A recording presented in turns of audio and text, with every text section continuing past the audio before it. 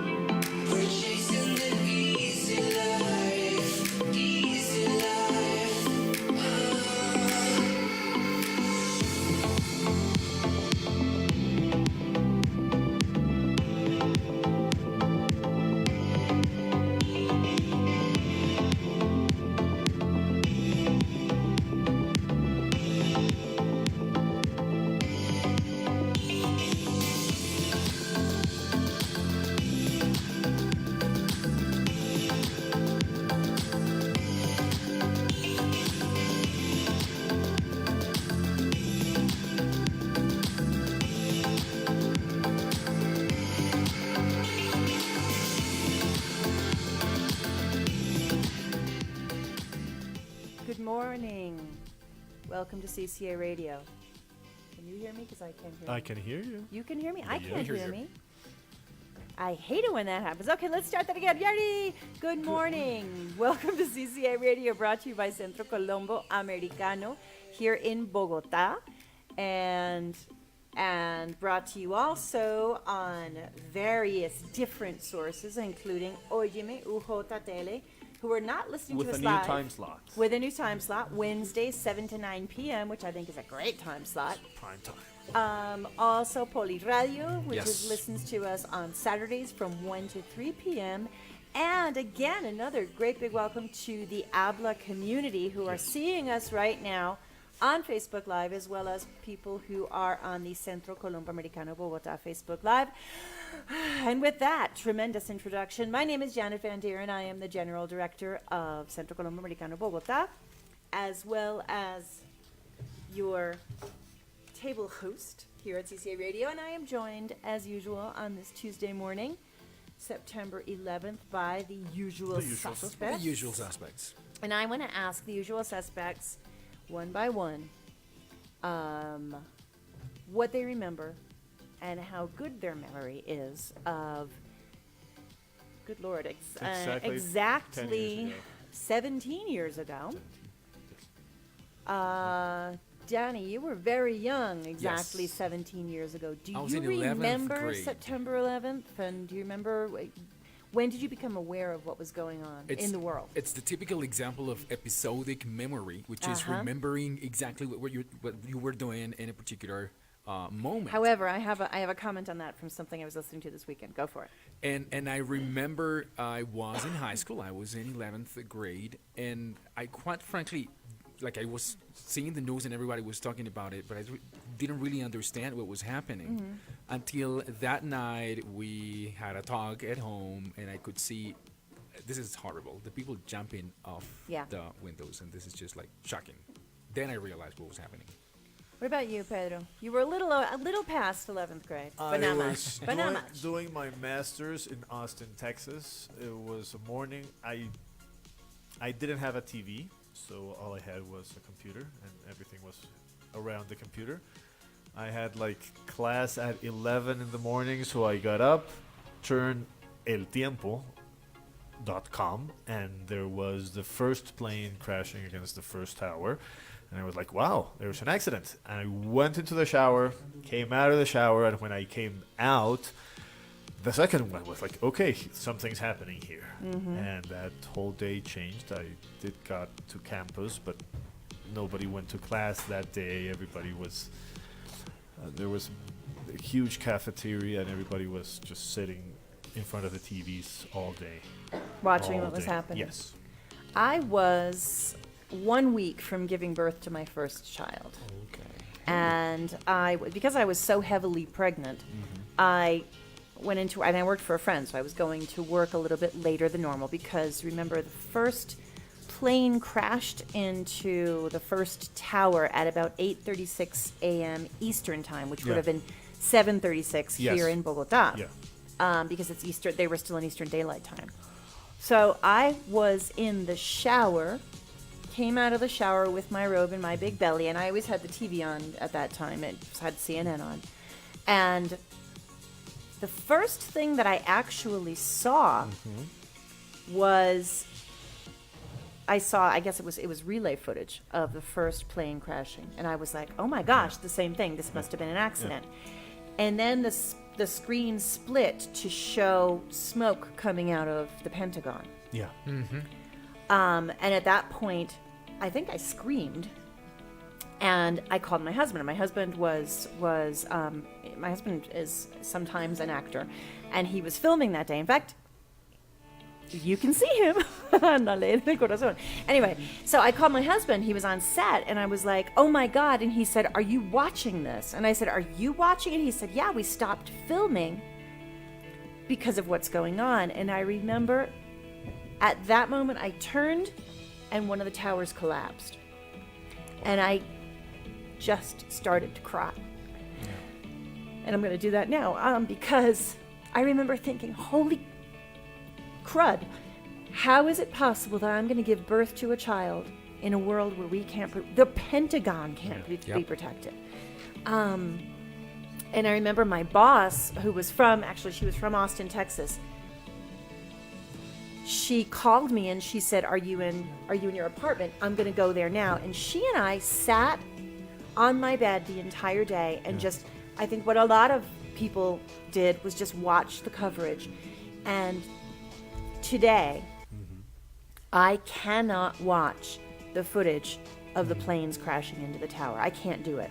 There's it's too much. There's a documentary of a father of a policeman that went into one of the towers and died that day. He tells the story of how many times he called the TV station saying, Stop my showing." son is in there. It's a God. good interview. My son is in there. How many times are you going to show the collapse of the towers? Please, there's people here stop showing that. And it was every 20 seconds over, and I remember all vividly, day long. all day long, the same footage. And then there was another camera, and so it was the same thing, a longer loop, but it was all in a loop of the towers just collapsing. And and this week, in one of the major newspapers here on their online version of Tiempo.com was like new angle Yes, of I the saw tower. that. It's like, why would you want to watch that?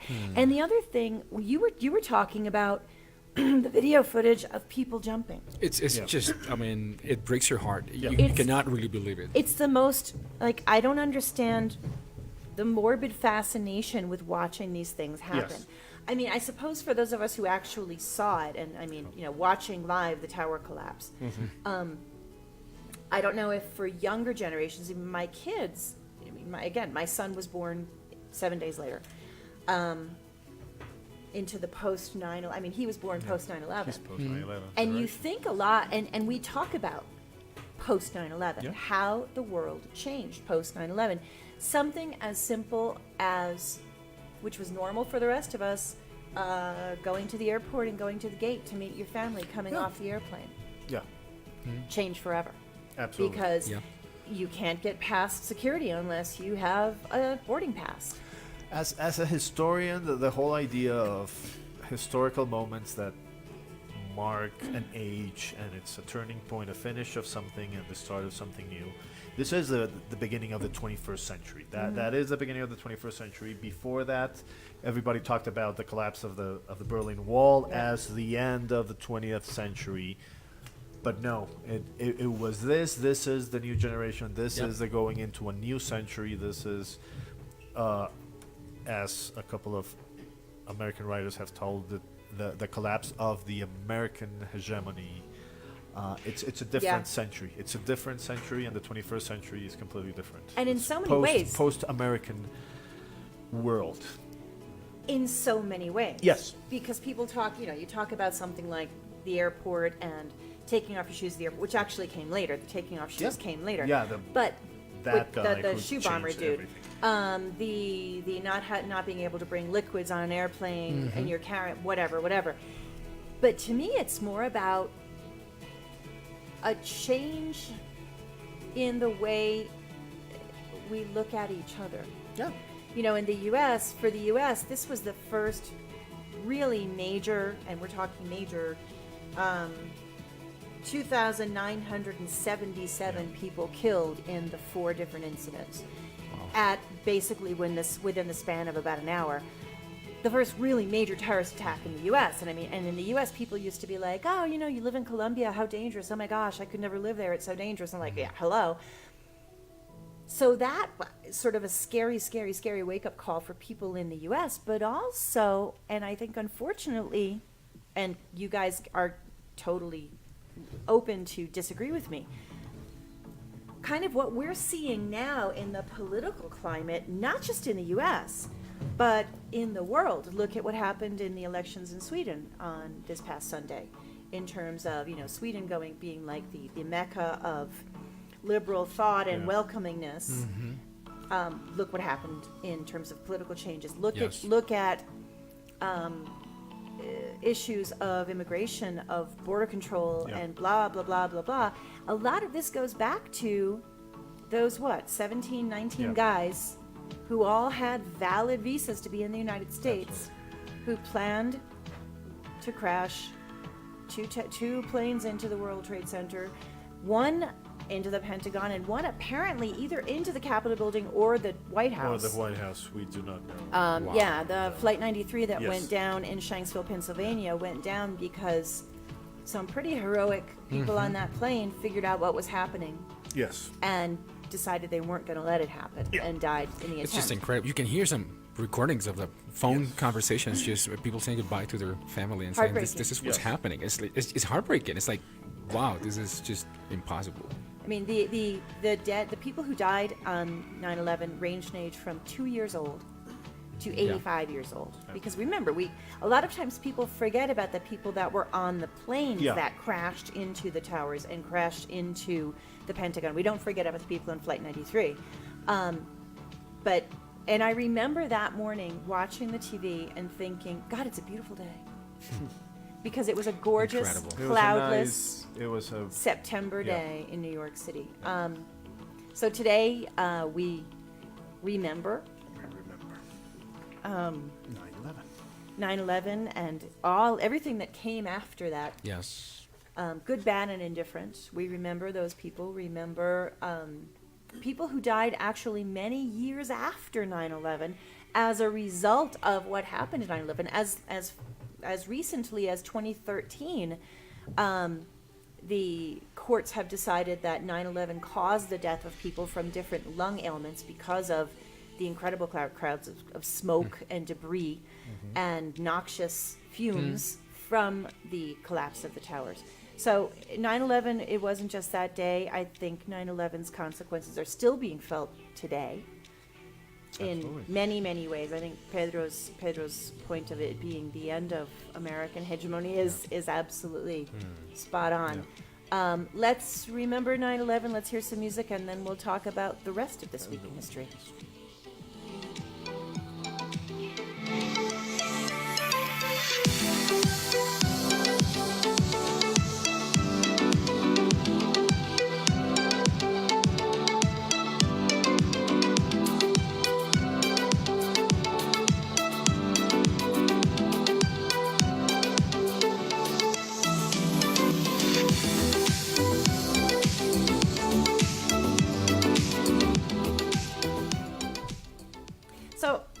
When we talk about this week in history, obviously the main thing is what we just talked about, 9/11, the towers, the Pentagon, and Shanksville, and then what happened later. But a lot of other things occurred throughout history that are important and that we should know about in this week.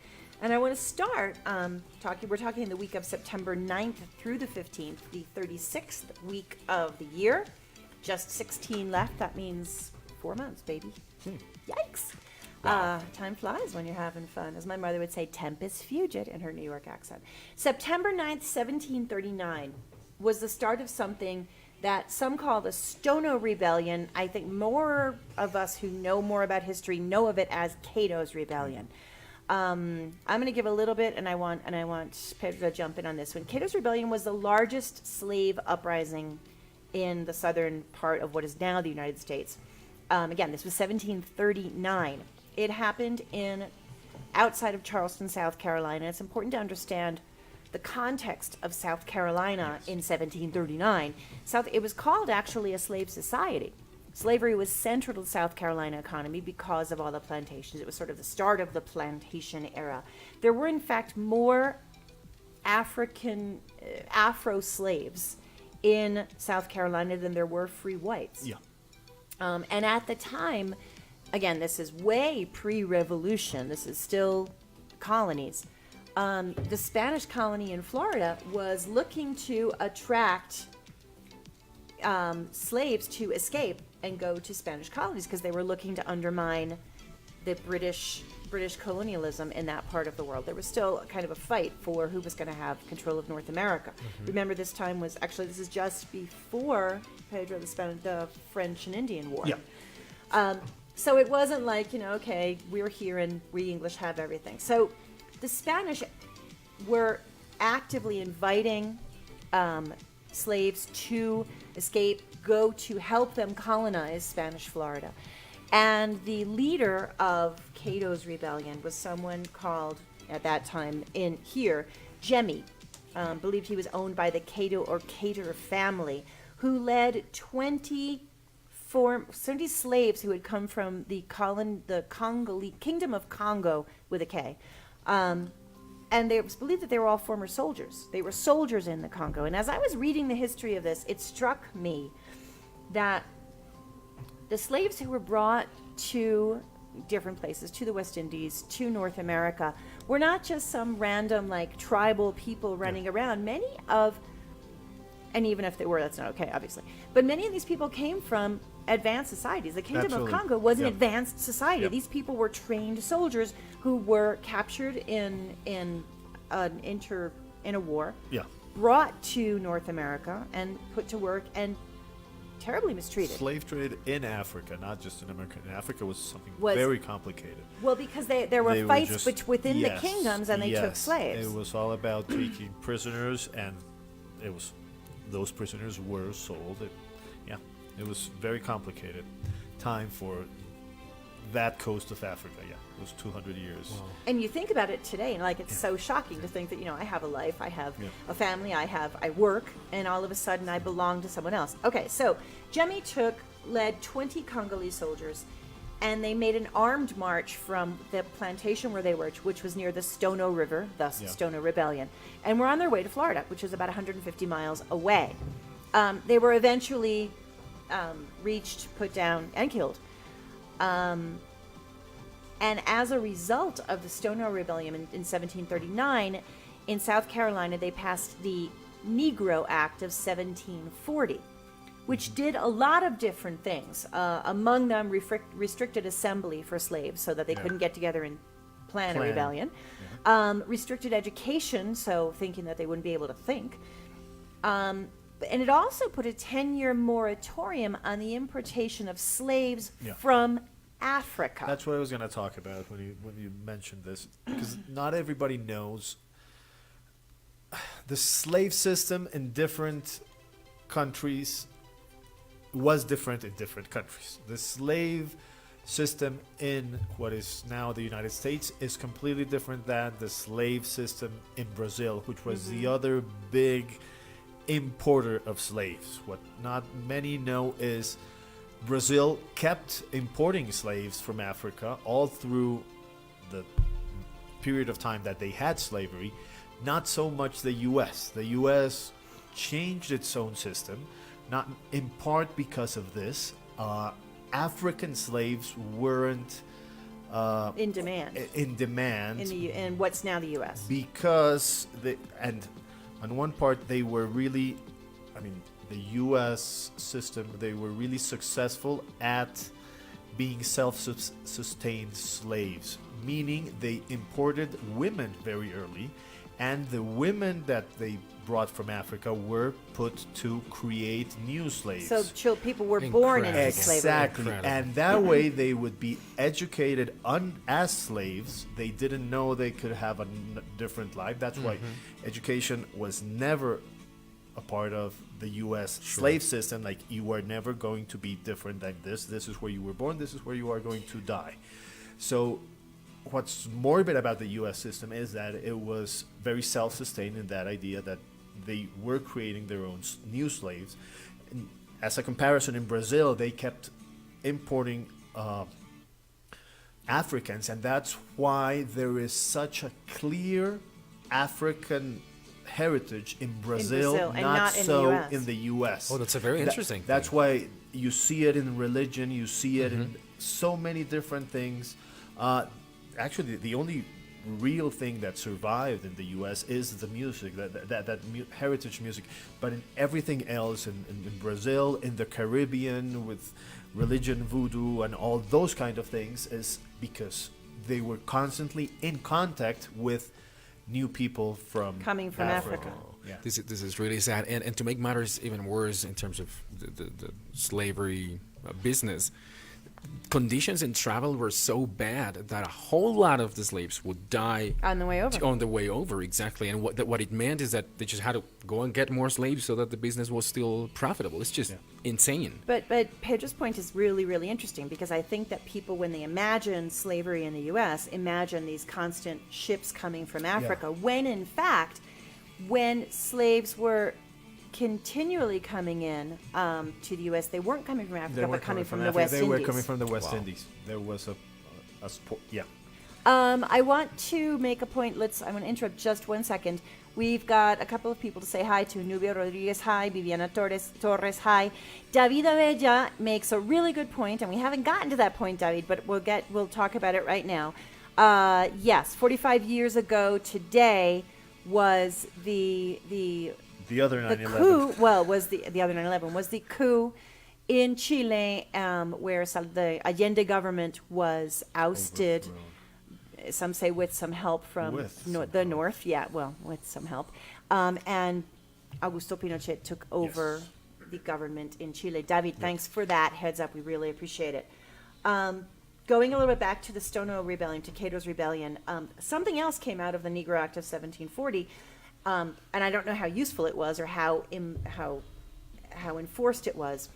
The Negro Act of 1740 also established very strong penalties against slave owners for harsh treatment of slaves. We know that they still treated slaves very harshly, and made it more difficult for slave owners to free their slaves. Before that, a slave owner could say, well, okay, Danny, I'm your owner, you're my slave, but I don't want you to be a slave anymore, I'm going to free you, and boom, you could be free. As of this Negro Act of 1740, any freeing manumission, which was a new word I learned, any manumission had to be approved by the local legislature. Wow, incredible. So the more you look into history, and my kids also, why do we study history? We study history to understand what happened in the past, and God forbid it should happen in the future. Moving on, in 1791, Washington, D.C. was officially named Washington, D.C., much, I think, to General Washington's distress. Yeah. He did not want Washington to be named after him, but it was. Previous to Washington, D.C., which was a planned city, much like Brasilia in Brazil and Canberra in Australia, the capital of the U.S. for a short time was New York City. I'd like to talk about Washington, D.C. It's really interesting because people talk about Washington, and sometimes in Colombia, if you talk about Washington, like Washington apples, you're talking about apples that come from Washington State, which is on the whole other side of the country. Washington, D.C. is in the District of Columbia, which is similar to what we have here in Bogota with the Distrito Capital. of Bogotá, yeah. Because when people, and it always ticks me off when people say, oh, you Bogota and what department? Yeah. And I always put, we're not in a department. We're in the middle of Cundinamarca, but we're not actually technically part of Cundinamarca. The same thing happens with Washington, D.C. Washington, D.C. is not, it's like stuck sort of in the middle of Virginia and Maryland. Which is stuck in the middle of the North and South. Yep. I mean, again, the whole choosing of where the new capital was going to be had to be. It was very political. It was right in the middle, not too much to the north because the southern states wouldn't like it, not too much to the south because then the big industrial ones in the north wouldn't like it and would think of seceding. So it was stuck right in the middle. middle of the It state- was of a the- very bad decision It's because hot it is and hot. It's a swampy and swampy. gross. Washington D.C. Not everybody knows it. They think it's way up there and it's cold winters. No. It's not that cold. Well, when it does get bad, Washington D.C. I think has some of the has- worst weather. Yeah. I mean, not the worst weather that's it's from a Washington. swamp. It has its own. It's very different. Washington D.C. as a city is very different. It has a big African American population. Not Yep. everybody knows it and sees it. It's a very strange city. You walk through the streets and you don't see how much the big African American population is. Well, because you're when people go to DC as tourists, As tourists, you it's see all the something very government workers who different. don't live in DC. Exactly, it's something very different. Yeah. Interestingly, Washington D.C. Has a representative in the Yes, House of has Representatives, to. non-voting, Non-voting, but he is there. at-large member of the House, and D.C. has no senator. So when you think about it, that large population that lives in Has Washington no D.C. have no representation Yes. in Congress. So they But they are do have 3 electoral votes. They have 3 electoral votes, but they have no real no voting Exactly, representation in exactly. Congress. Hello, taxation without representation. Anyway, 1947, on September 9th, the first computer bug, literally a It was a computer bug. Wow. was discovered and messed up the computer system in one of the relays in Harvard University computer system. Thus, we have the term computer bug. There you have one English tip all ready for today. On September 10th, I bet a lot of people don't know this one, the first colonization mission was set up by Spanish Jesuits at Al-Hakan Mission. Guess where? What is now the state of Virginia. People didn't know that. 1609, Henry Hudson discovered Manhattan Island. Obviously, it already existed, and there were native peoples on Manhattan Island, but Henry Hudson was the first European to discover it. Interesting that it was this week on September 11th, 1609. Subsequently, we've talked about this before, the Dutch, quote-unquote, purchased Manhattan Island. But for that the- was later. He just discovered it and- Manhattan. He just discovered the Hudson River. And then, later on, he found Manhattan, and then a couple days later, he went up the Hudson. And a lot of people outside the U.S. don't know that New York was originally a Dutch colony. And actually, and we've talked about this before, in the U.S., when you talk about people from the U.S., really the largest ethnic group being where people came from in the Great Immigration are Dutch Germans. Yes. People say to me, "Oh, you can't be American. Your name isn't English." I'm like, "Yeah, well, it's Dutch German. Thank you very much." We've already discussed other things that happened on September 11th. The 2 9/11s, one in Chile and in New York. September 12th, Hitler demanded autonomy of the German-speaking peoples in the Sudetenland, which at the time was in what was then known as the Republic of Czechoslovakia, which now no longer exists as such. And at the time, the powers that be in other European nations, most notably Neville Chamberlain, said, okay, which is known as the appeasement. The appeasement, which allowed Germany to basically annex part of Czechoslovakia, which came after the Auschwitz, which was Germany basically annexing Austria, gave Hitler the, as my kids would say, cojones, to start the Second World War. You wanted to talk a little bit more about Chamberlain, Czechoslovakia. because it's... Chamberlain's like the big cocoa of Yeah, he was a statesman, he was a politician, and he was... Yeah, he sat down with Hitler, and Hitler was capable of convincing him that he was not a good guy, but that he was going to stop, and If he you was give me convinced, this. yes, Yeah. and he came not back. a good judge of character, that Not Neville a Chamberlain. exactly. He came back convinced that that was going to stop without seeing the messages everywhere and the But there was also signs everywhere. a large. He came. There was a lot of sympathy for the Germans in England at the time because Yeah. the English didn't like the There French. was. The U.S. too. Yeah. Charles Lindbergh used Yeah. to. No, there was the Great War being fought not that long before Mm-hmm. that. Chamberlain was that generation that fought the Great War, and everybody knew what a war in Europe would mean, and they were really trying to do as much as possible not to get into another war, and that's why he always tried for appeasement, but it wasn't going to happen. Well, the thing is, you he give came you back. keep It you was- keep it's giving that somebody generation. something. Yeah. Okay, you're going to take Austria. Okay, well, okay, that's okay. They speak German. Yeah. Oh, you're going to take the Sudetenland, where 23% of the population are German descendant. Well, okay, sure. That's a stretch. And then, boom, September 1939, Hitler invades Poland. Wow. So anyway, this is why when my kids ask me for stuff, they don't necessarily get it. You give them an inch, There you they go. They'll take a take a yard. mile. That's it. You Give 'em an inch. give them Sudetenland, they take Europe. That's not funny. Oh, it's kind of funny, but it's not. Okay, so September 13th, well known for Americans as the day of the Battle of Baltimore, during which F. Scott Key, Francis Scott Key, wrote the poem that was later to become the Star-Spangled Banner, because it's about the flag flying over Fort McHenry. It's a good story. I It's a like good I like story. good stories. I like good origin stories, and that's an origin story. It's a great origin story. It's a small island during where there was a fort during a bombardment. The Off British Baltimore. fleet off Baltimore bombarded the fort all night, and Wow. the people in the coast didn't know what was happening because they were on the coast and they couldn't see the island.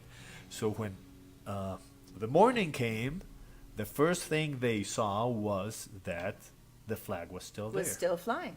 Incredible. So it was like, and that's when he wasn't a known poet. He wasn't a big poet. He was an amateur poet. They always, every time I read something about Francis Scott Key, is that he's an amateur poet. And he was inspired by that, and he wrote the Star Spangled Banner. Which is why It's a great Yeah, story. it's a It's great an story. amazing It's a great story. story. It's like they didn't know if they had killed everybody. They didn't know if Right. they were going to survive. But as soon as they saw the flag, they knew that some of the guys were still there. Wow. How Which cool. is why today there are those who say that football players who kneel during the national anthem are disrespecting the flag. Speaking of which, Monday Night Football, did we have any kneelers? I didn't watch. I didn't watch that part. I know there was on Sunday on the Miami game and the Dolphins, a couple of the wide receivers did do it, but Okay. yeah, And we're not punished as no. What else have we got? Here's a big one. This goes to something that we're talking about later in the show. On September 13th, 1985, in Japan, Super Mario Brothers was first released. That's major. Super Mario. That's big. This is pretty big. I mean, could this be a before and after in the world of gaming? Oh yeah. Of Yes. Super Mario Big time. Brothers? 1985. Of That's course. a long time ago. That's right. Yes, because if you're creating a video game, you make the hero a plumber. You make the hero a plumber. There you go. There you go, and And- it worked. Yeah. It worked well, and we're going to be talking about this a little bit later. The broad appeal of Super Mario Brothers. So Yes. happy birthday, Mario, and we don't know when Luigi was born, but happy birthday to him too. Luigi and Princess Peach. And Princess Peach. 2007. This is an interesting one. Declaration, not that everything else wasn't interesting before. The Declaration of the Rights of Indigenous Peoples was adopted by the United Nations General Assembly by a majority vote, but that doesn't mean that everybody signed on to this. Now, the Declaration of the Rights of Indigenous People was promoted as something that was to promote and protect the rights of indigenous people in terms of self-determination, protection of their culture and cultural artifacts, the right to self-governance by indigenous peoples, and attention to health prevention and health care for indigenous peoples. Sounds good, right? Yeah. Well, So 11 countries abstained in their voting, which means they voto en blanco. They chose not to say yes or no. And 4 countries abstained. Wow. Here are the 4 countries: Australia, Canada, New Zealand, and the United States. 4 countries, all of which have important Yes. populations of indigenous people who have retained their cultures and their customs and their land. I remember being in Australia 25 years ago, and indigenous culture is very important in Australia, but there was still quite a bit of discrimination. A lot. Wow, how sad. So in 2007, these 4 nations did not refuse to sign on to the Declaration of Rights of Indigenous People.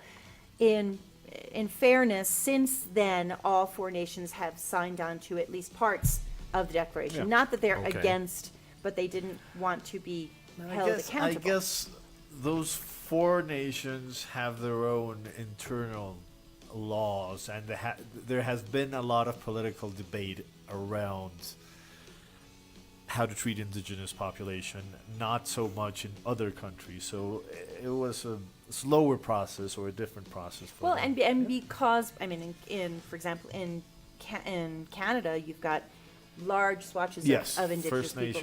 First Nations are really important. And similar They're to the really western part of the big, U.S. Yes. Well, not even in the eastern part. In Connecticut, there are indigenous peoples Yeah. who are autonomous in certain areas. Yeah. But you look at something like New Zealand, the incredible Maori population. So anyway, that happened in 2007. Among the 11 nations that abstained, Colombia. September 14th, the first man-made object reached the moon. It crashed on the moon, but it reached the moon. This was the Soviet Luna 2 satellite. September 15th, Department of Foreign Affairs, 1789. The Department of Foreign Affairs was renamed the Department of State. Shout out to our friends at the State Department who were a big part of CCA Radio being on the air. In 1835, the HMS Beagle. Who was sailing on the HMS Beagle, Danny Valderrama? You got me on that one. Charles Darwin. How cool. Charles There you Darwin go. on the HMS Beagle reached the Galapagos. His studies in the Galapagos eventually led to his theories on evolution. 1916, the first use of tanks in battle, in the Battle of Somme in the First World War in France. and they in- were Renaults. and they were Renault tanks?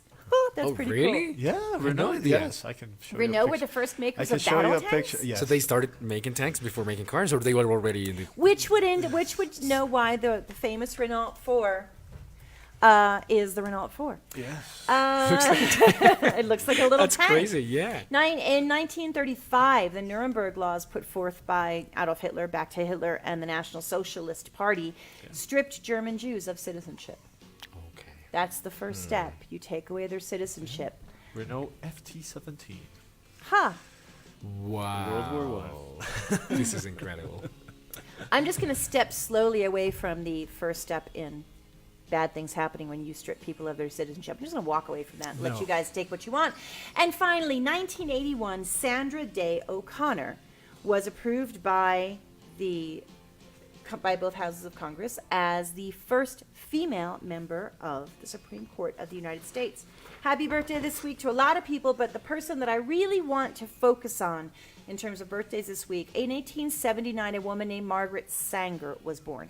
Who is Margaret Sanger? Margaret Sanger was the founder of Planned Parenthood of America.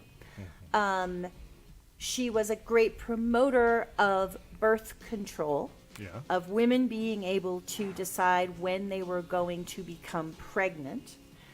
Sanger was not at that time a proponent of abortion, but she was a proponent of birth control because this was a time when people talk about back alley abortions and coat hangers. Susan Collins of Maine recently received like 2,000 coat hangers because of the Brett Kavanaugh hearings. One of the big things, this is particularly apt for this week because we just finished up the hearings. We haven't gotten to a vote on Brett Kavanaugh's appointment by the president to the Supreme Court. Many people fear, rightly or not, I really don't know, that a Kavanaugh appointment to the court would could possibly bring about a reverse in the Roe versus Wade decision, which was Yes. the decision that the precedent that allowed for abortion to be legalized depending on the state. Yeah. Keep that in mind, because the It's Supreme not- Court it's not makes a making- It's decision. not making abortion legal. It's allowing for the It's allowing states to for make the their states. own laws Exactly. on that. Exactly. Anyway, Margaret Sanger was many times arrested for distributing contraceptive material, but an important person in terms of women's rights and a big change in society. That's another big before and after the birth control pill in the That's right. 1960s. So that, ladies and gentlemen, is This Week in History. With another birthday, Laura Cruz, my wife. Laura Cruz, happy birthday! Nice. Yeah. I was saving that for the end. Let's When's her listen to birthday? music. Today. Yay! Happy birthday, Laura! Music for Laura.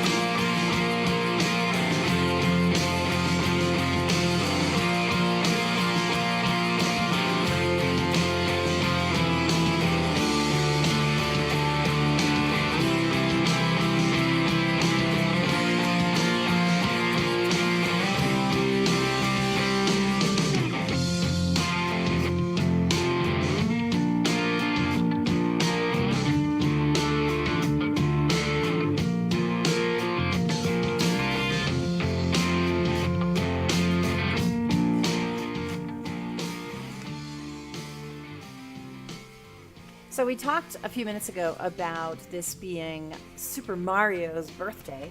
Back in 1985, Super Mario Brothers was first released in Japan and then became the worldwide phenomena that it still is. Yeah. And this leads us into our next segment, to talk about video games and gamers and the world of gamers and the world of gaming here in Colombia. And to do that, we are joined by Roberto Contreras Lievano, who is the general manager, owner of Columbia Gamers, but he's also someone who's studied computer programming, and he's basically our all-around expert in the field. Roberto, we have you by telephone. Good morning. Hello, good morning. How are you? Hello Good. to everybody too. Good. How are Sorry. you? How are you this morning? Yeah, I'm pretty fine. How are you? Super. We want to talk to you a little bit about what's going on in terms of the world of gaming. We were talking earlier that today's Super Mario Brothers, or as we say here in Colombia, Super Mario Bros. His birthday here in Colombia. How have you seen since way back in 1985 to today, 2017, the growth of video games and gaming in Colombia? Well, basically, it's growing. It has grown pretty far. Because, as you know, in the old days, like the people who used to play video games, they were saw as lazy people and people that don't have future.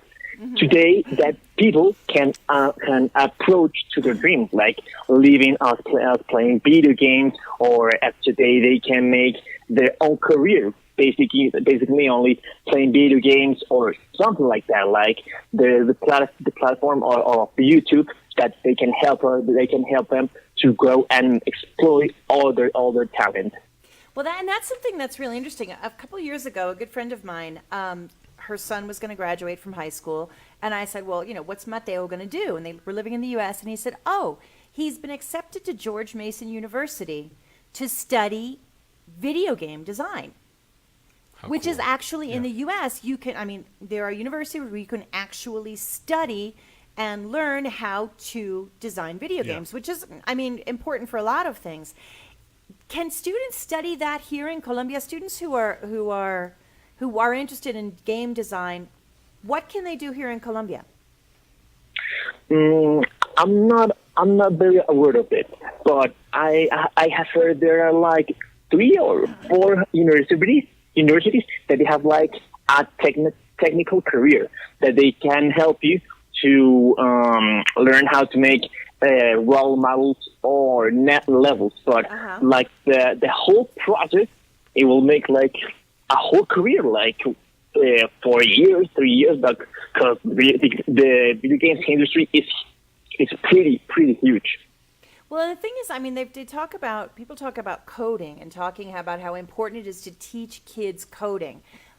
My kids go to kind of an expensive school right now, and they're not learning coding right now. A kid who's maybe a 13, 14-year-old who wants to get into the world of gaming, because obviously it's a world that's growing exponentially and in so many different ways. I mean, I remember when kids were using Atari back in the 90s. Yeah. And now there are video games that include VR, virtual reality. What should a kid be interested in? What if he wants to go into the world of take gaming beyond to make a career of it? Well, it's like the same example of when somebody want to learn music. Like you go just to university from zero to learn everything. If you love the video games, you have to like focus. Okay, I want to be the designer. I want to be the guy who makes the backgrounds, the music, or anything. Mm-hmm. So in this case, as you say, we're going to focus in the code. So you have to study to learn what programs do you use, what type of engines. Like for example, the best and the highest engine in this moment is the Unreal Engine. So it's basically the engine that is running in a lot of video games, like The Legend of Zelda in a pretty time, Battlefield. There's a lot. So. And do you think that Colombia has started to become producers of video games, or we're still only consumers of video games? From my point of view, I don't know a lot of in the companies that have developed a lot of video games, but I have read there's some companies that have started a long time, like 2006 to 2008, developing video games for mobile. So that's like from the start. But right now, I don't have that information.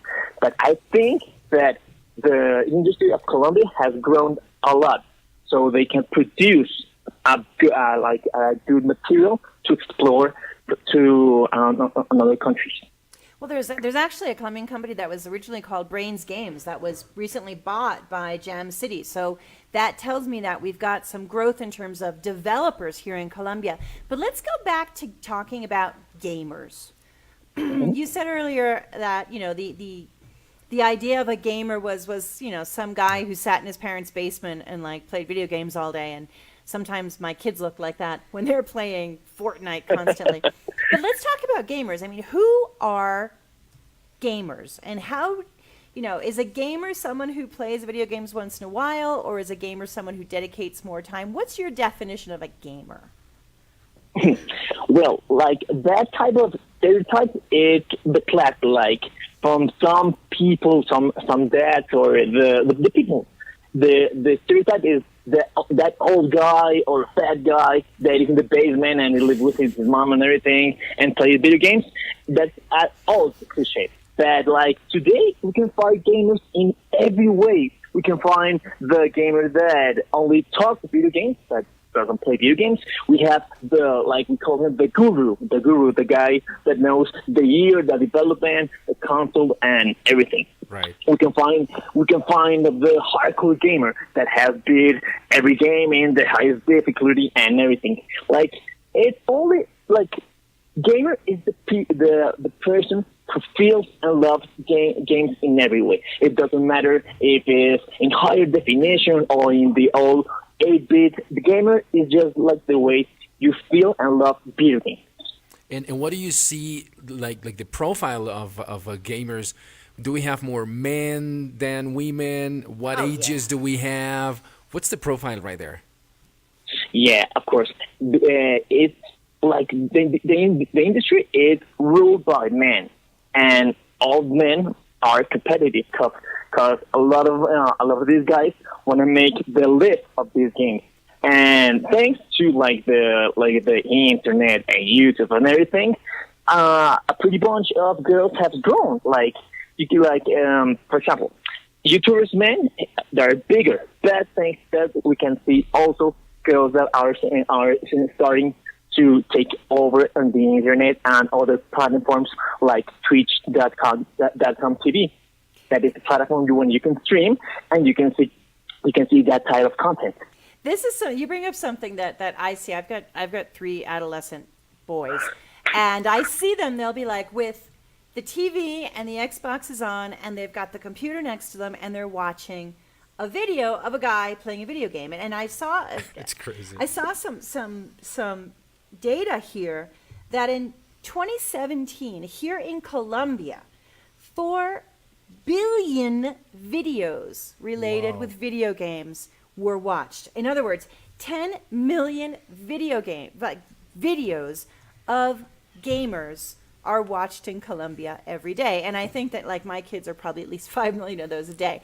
And for someone who's old like me, explain why watch a video of someone playing a video game instead of just playing the video game? Why do gamers do that? And why do gamers produce those videos? And why are they so popular?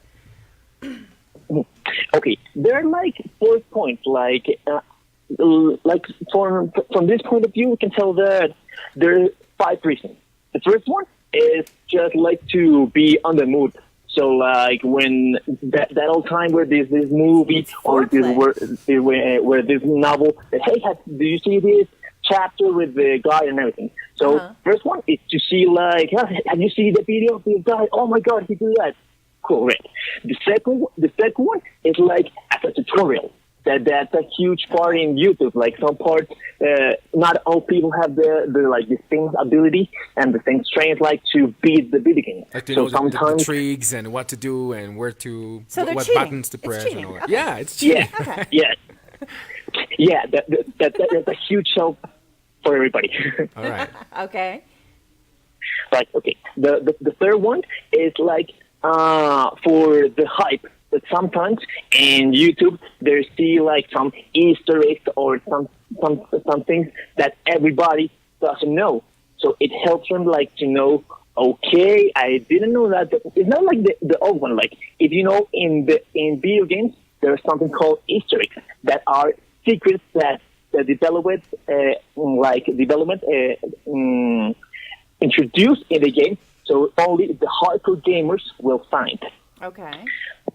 The second one that I can remain, it's the one when how can I say that? Like where the moment the YouTuber or the person upgraded want to share that's the part awesome of the YouTube Okay, so they show off. Just kidding. This brings me to another point. Gamers, you can make a living off gaming. Your company creates tournaments, and there are tournaments where gamers can go and make a bunch of money. But also making YouTube videos, if you have a certain number of followers, you can make money, right? I think it's even the most popular YouTuber in the world. Is a gamer? PewDiePie. He is a gamer, and he uploads content on many different things, but his core content is gamers, and it's a cool thing. And then he actually has 50 million subscribers, which is the population of Colombia. It's just 50 million subscribers on YouTube. And so he makes like serious cash for that. He can make a lot of money. Don't tell my son from about Sweden, that. I think. He'll want to do that. So tell us about the gaming culture here in Colombia. Your company produces a lot of things for gamers, and it promotes gamers and video games. Tell us what you do and how people can get involved in gamer culture. Yeah. Okay. In Colombia Gamers is a shop when you can sell and buy video games.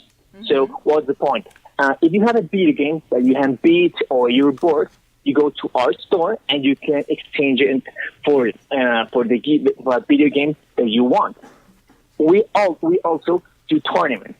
That tournaments are toll-free for the people that they love, for example, FIFA. They like Call of Duty. So we try to do tournaments every month from different games. It doesn't matter if you are the pro gamer or if you are the first time you play a video game. The point is that you know the world of the video games. Okay, here's the last question I have for you is, what do you think is the next big thing in video games? I remember, 15 years ago, the big thing was Wii, and then Wii became bleh. So but it was huge. 15 years ago, Yeah. Wii was like monstrous. True. Yeah. What's Because the you could next? exercise. Because you could. Well, no, because the whole concept of like Wii more interactive. Yeah. What's the next big thing in gaming that you think is going to be like revolutionary and everyone's going to be hot on? Well, in the last years, the hype or the thing that nobody knew were the VR, the virtual reality. So right now, I think like the next journey will be something that immerse you more. Like the VR immerse you like in some part. But I think the next thing is something that you have to install or you can feel or something like that. Because in some games, like for example, the huge thing in the moment was the Resident Evil 7 that you can buy the lens and the controllers, but you can also buy a candle. Like at the moment you start the game, you have to light on the candle, and from the moment you start playing, the candle will smell different types of things, like for example, blood, wood, and different things. So that immerse you in the game. Oh, that's pretty cool. That's like when Disney did those things like 4D, where you're watching it, you've got 3D glasses on, but you're also feeling and smelling, and that's pretty cool too. So it's all about bringing people more into the games. Yeah, and the other thing is I want to how do you say it? I want to know in Colombia, the point of view it has to change with the video games. The thing it will change until they stop seeing the video games as a loss and more as an investment. I think that's going to be a generational change. As a parent, an older parent of younger kids, I think it's a generational change. Because in fact, my husband's a lot older than me, and he's, one of those, they're wasting their time on those damn video games and blah, blah, blah. Yep. And I think that's going to come as the first gamers who are maybe 10 years younger than me start changing things. But this is, we could talk about this all day. This is a really, really interesting topic. I hope you'll join us again. And that's Roberto Contreras from Colombia Gamers. Thanks for being with us today.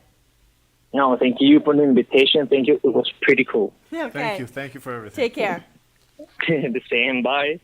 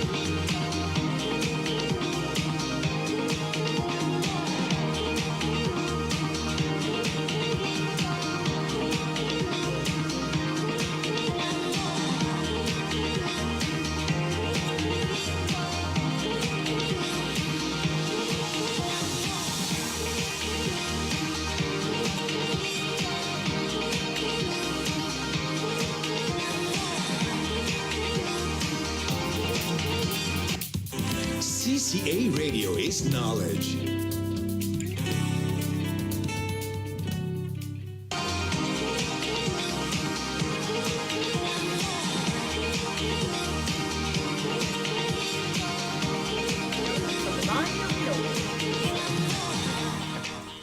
And we're back with CCA Radio is knowledge, which usually is CCA at Radio the end. is knowledge. It usually is at the end of the show, but for the last couple of weeks, we've had so many interesting guests that We're pushing it to the back. we were That we no, talk too no, much. it was no. I'm not saying that. I'm saying we had really interesting guests, and the interviews were so good that we just kept talking with them, and it was interesting. And True. And we neglected this amazing section. So this time we're doing it a little bit earlier Yeah. in the show. I've brought a very interesting book that when I You've been saw schlepping it, that book around. No, for weeks. when I saw it, it's like, this is the perfect English book tip. for. There you go. This is a perfect book for the library. Not only that, but I'm pretty sure the general director is going to love it. Who, me? But I was able to read most of it before handing it to her, and she's had it for the last couple of weeks. In all my She's spare time, enjoyed I it. get to She's read it. enjoyed it because that is the whole point of reading something different from work and getting your mind off of work. And that's why reading is something everybody should do. Everybody should have a book that has something different as its topic on its nightstand Agreed. every time. Yep. The name of the book, it's called Anatomy of a Song. Let me see, what is the complete title? The oral history of 45 iconic hits that changed rock, R&B, and pop. Exactly. So what did, what's his name? Mark Myers. I was going to say Mike Myers. Mike Myers is the comedian. Mike Myers is Shrek. Mike Myers. He's iconic also. Mike Myers. Yes, he's Wayne. Oh, dude. He's Wayne. Wayne's World. Wayne's World. World. Party on. Sometimes this show looks like Wayne's World. Sometimes it does. We're a little it Wayne's does. World, yeah. But at least, We are, but at least we we're not are. We there. have- At least we're not flags for fun with flags. No. Oh my God, Fun with Flags is not good. Wayne's World was good. It was done in a basement, but it was good. And Wayne's World would have loved this book. Wayne would have Yes. loved this book if he Yes. could read. Mark Myers, the author of Anatomy of a Song, takes 45 different songs from different time periods and different genres, and does interviews with either the person that wrote the song or the producer. producers, too. There's a Okay. lot of producers saying when they came, I had to change this.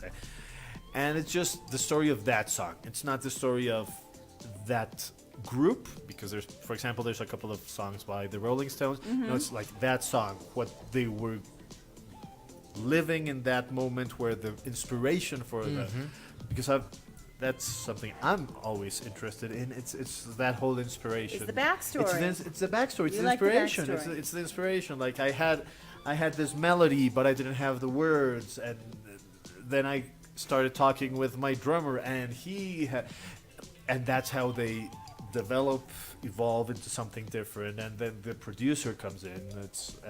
I think it's interesting As in for- every industry, nobody knows how important the How producer is, or in writing, how important the editor is. The unsung heroes. I yes. spend a lot of time, because like he sleeps in the same bed with me, with a musician. Yes. And so I see this process and I see how this happens a lot. Yeah. But I think for people who read this book, to understand that, like, for example, Keith Richards from the Rolling Stones wasn't just like strung out on heroin all the Yes. time and just like played. I mean, these are serious, brilliant musicians who go through the creation process, yes. which is why, here's my flag waving on intellectual property rights, why it's important to recognize, That's because true. this is a big deal. Yes. And Myers, the writer, talks about this. Yes. How many songs does he go through in this? 45. It's 45.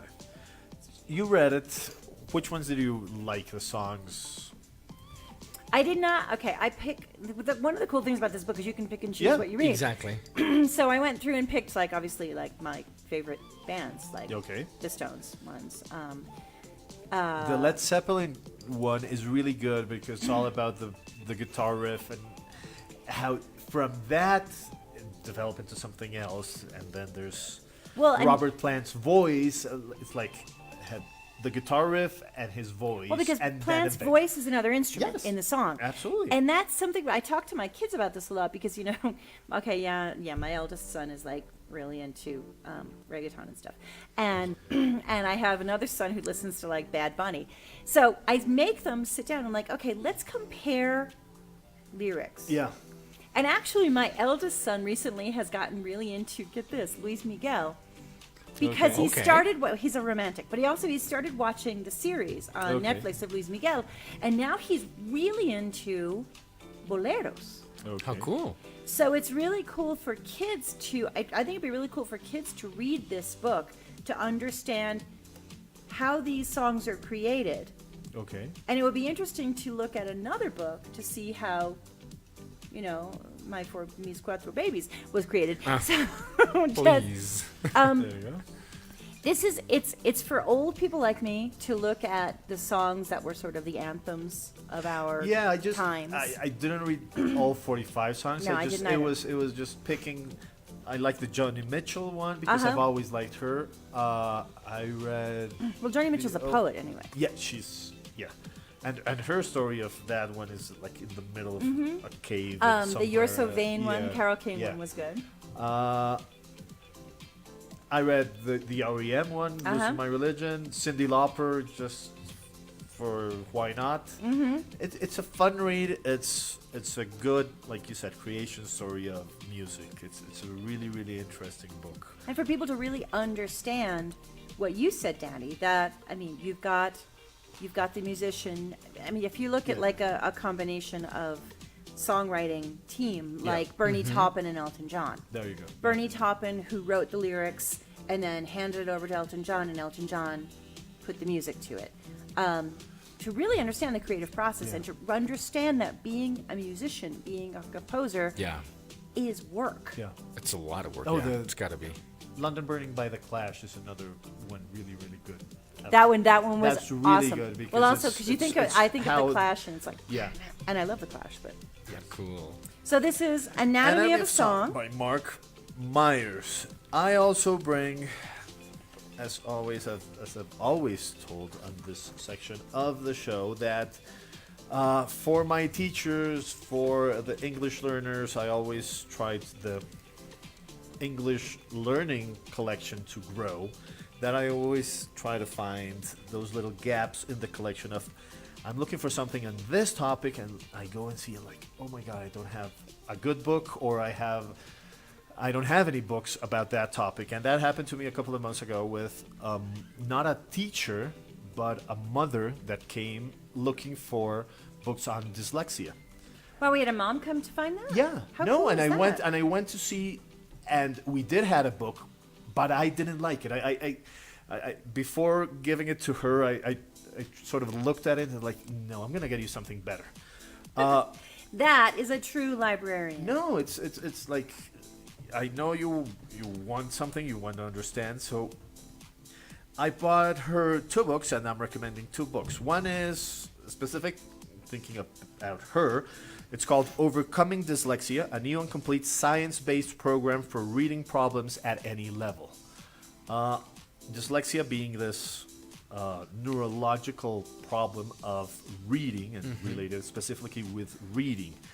The other book is a little bit different, but it's the same topic. It's called The Dyslexic Advantage, Unlocking the Hidden Potential of the Dyslexic How Brain. interesting. It's not looking at the problem, but it's not looking at the potential. It's the potential and why there have been a long history of dyslexic geniuses from Einstein to Da Vinci. If you see Well, that, when you see talk Da about- Vinci, if you see Da Vinci, he's obviously dyslexic. Well, he He's writes backwards. Writing backwards. But when you talk about learning disabilities, and this is something really important from a teacher's Yeah. standpoint, a learning disability, most people with learning disabilities actually have high IQs. Yes. That's true. People with learning disabilities are not dumb. No. They're not unintelligent. They are intelligent Yes. people who have something that makes them different in Yeah. the way that they learn. Exactly. And this is an important stride because I remember when I was a kid, one of my mom's best friends, her eldest son, his name was Ronald. I can't remember their last name. His name was Ronald. And Ronald was, according to everyone, God forbid, stupid. Yeah. Ronald was not We're stupid. Ronald was labeled. dyslexic. He had difficulty learning to read in the traditional way Yeah. because he did not see in the traditional way. Wow. And then it was like, oh, gee, Ronald's not stupid, but poor Ronald had been told for 18 years he was stupid. So this is why, how cool that this mom came to look for this book, and how cool that you were able to get it for. There you go. You're the coolest. So that's my contribution to the collection. And if you're interested in dyslexia, now we have been filling the gap. We have, again, the two books are called Overcoming Dyslexia, a new and complete science-based program for reading problems at any level. And the other one is The Dyslexic Advantage, Unlocking the Hidden Potential of the Dyslexic Brain. These are available already on the library for all of our users. Let's listen to some music.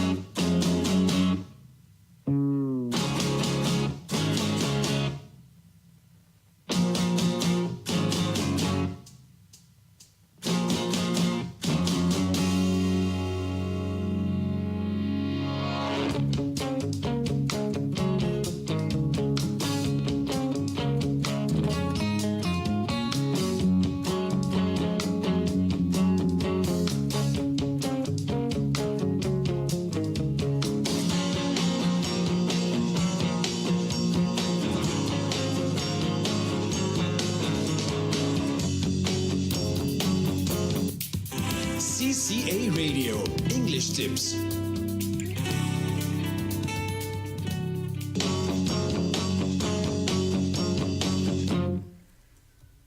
This week in English Tips, we're talking about something really interesting that has to do with how words change in meaning.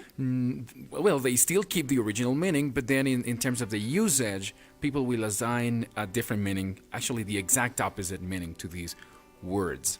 Let me share a couple of examples with you. We take the word bad, which by definition is something of poor quality or a low standard. But if we listen to this song by Michael Jackson, it doesn't necessarily speak of bad quality. No, because you're bad.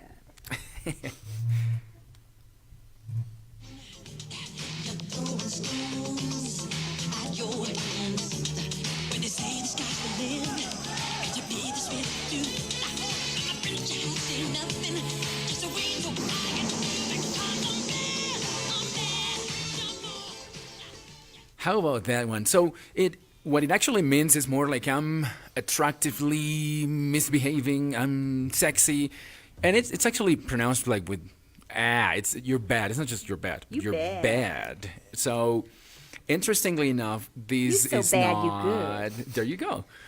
Someone said when I'm good, I'm good. When I'm bad, I'm better. How about that one? So. Ouch.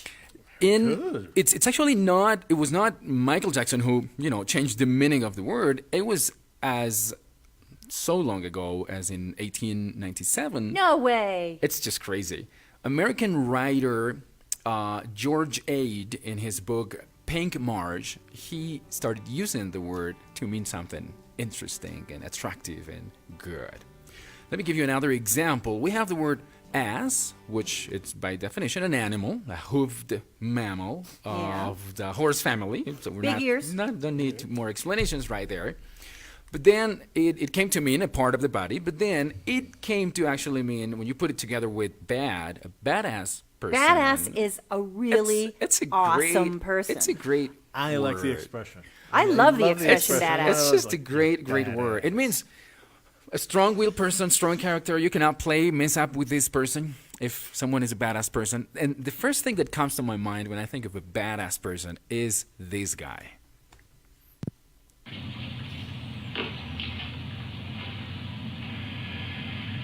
I don't know who you are. I don't know what you want. If you are looking for ransom, I can tell you I don't have money. But what I do have are a very particular set of skills. Skills I have acquired over a very long career. Skills that make me a nightmare for people like you. If you let my daughter go now, that'll be the end of it. I will not look for you. I will not pursue you. But if you don't, I will I will find look you, for you. I love it. I will find you, and I will kill you. and I will kill you. So this is Liam Neeson, the movie badass. Taken. He's He's Badass. badass. Badass. Okay, who else is badass? Wonder Woman. She's badass. Oh, she's badass. Oh yeah. Serena Williams is kind of badass. There you go. Well, yeah, we saw some news lately. Like she can really be badass. She's pretty bad. That, to me, honestly, if I call somebody badass, it's kind of the highest compliment I can give you. How cool. Who's badass in your life? Someone you know that you say this person is badass. Dude, me, I'm pretty badass. Okay. Badass in my life. Or no one yet deserves that Badass. It's. title. I have to think about that one. Give me some time on that one. So this is pretty cool. My husband's pretty badass. He's done some pretty badass things. There in you his go. life. There you go. Yeah. Badass. Another example of this, this was actually something Janet mentioned yesterday in the production meeting, the word awesome, how it has changed in meaning. Awesome, originally, I was not aware of this, originally meaning Terrifying. terrifying, frightening, just something that would really scare you to death. But now we use this word all the time to mean something really cool, something really Great. great, wonderful. That has also changed in meaning. The word sick. Sick originally meaning ill or unwell, but then it comes to mean amazing, exciting. You're That sick. is so sick. There you go. So Benjamin Franklin wouldn't be too happy about the change in meaning when he said, "Be not sick too late, nor well too soon." It wouldn't apply any longer. And in the dictionary, the Oxford English Dictionary says that this inverted meaning of the word sick can be dated in the let me just see that again. In the book, in the 1980s, the book. It's a very 80s term. It's It's there a you super go. 80s term. I'm lying. It's not in the book. It's in the 80s in skateboarders who would say, you know, your skills are just sick. This trick is sick. That it would be really dangerous, but still fun and exciting. Like to do. amazing. Yeah. It's something Exactly. that's It's like an amazing. 80s. It's very 80s. When I was in college, all the kids from Long Island said, "Oh, it's so sick." There you go. And this one is going to be near and dear to Janet's heart boy. because in Boston, a lot of people would say wicked. Boston is so wicked cool. Wicked. It's just wicked. Cool. There's actually in Boston University there's a guide Finest called university. Wicked, Just saying. just saying, right? Wicked Good Guide to Boston English. Well, here it's very important to understand that we don't say that something is wicked. It's wicked something. Exactly. Wicked something. Wicked is an adverb. Yes. We use wicked as an adverb. An adverb, as everyone out there knows, modifies a verb, an adjective, or another adverb. There you So go. you don't say that something's wicked. That's very British. People from the Northeast say something's wicked cool. It's Wicked an adverb fun, wicked- modifying it's an the intensifier. adjective cool. It's an it's an There- adverb. It's Modifying. an Yeah. adverb, yes. And then came the book. The book changed. Wicked, the book by Maguire. Uh-huh. It made it more popular in the different parts of the U.S. because it's a really fun book. Interesting. It was I love the book. It was probably the American fiction writer Scott Fitzgerald F. who, Scott Fitzgerald. who wrote This Side of Paradise, and there he used that intensifier to just really mean something extremely wicked remarkable. cool. Wicked cool, wicked fun. We owe a lot of the American slang to jazz music, and in the 50s, one of the examples of this slang coming from jazz is the bomb, which by definition means an explosive or a very harmful weapon. But here is the best, the greatest of the greatest, the top of the top. And that's You're another just the bomb. cool You're example. just Just the the bomb. bomb. And let's do one last one. DJ Pau, let me hear to this intro of a very famous Lately, TV show. he's done his homework so good that I know, he he's- has his own soundtrack. kind of There you for go. his- impressive. How cool this is. Very And this is a impressive. guy who's working on his PhD, man. I'm doing my impressive. PhD. I'm so happy about it. But your wheels ain't flying. You gotta hit us up to get a pimped out ride.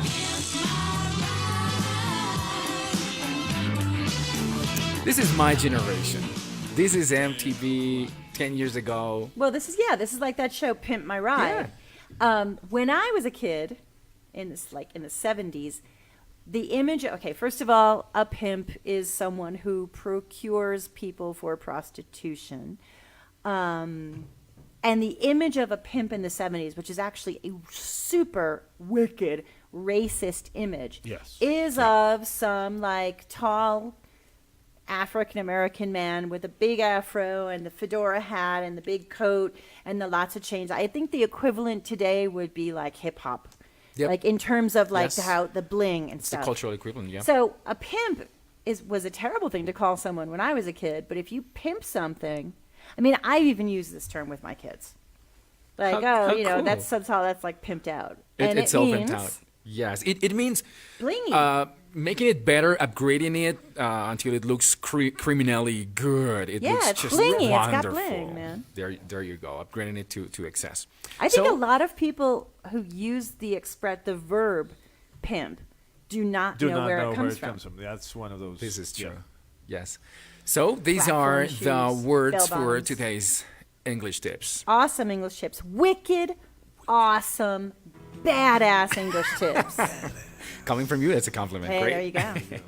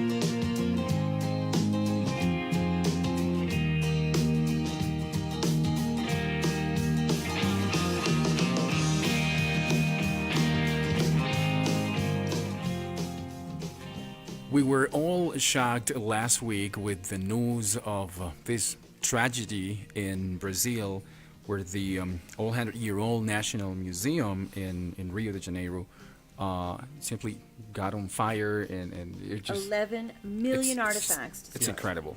It's incredible. 200 years of, well, actually, a lot more than that in history. We had the oldest fossil of a woman in Found in America, Brazil, uh-huh. right? And all of that simply So well, 11,000 became down year-old to fossil. ashes. It's just Scary. crazy. So we want to honor culture as we always do here at the Colombo, and we want to honor in particular museums, and that's why this week we are doing two capsules, clips from our section, How Well Do You Know Your City, where we're going to be talking about two great museums here in Bogota. And we want to invite our listeners to keep museums alive and fresh and to keep enjoying the cultural agenda of our city. So here we go with How Well Do You Know Your City?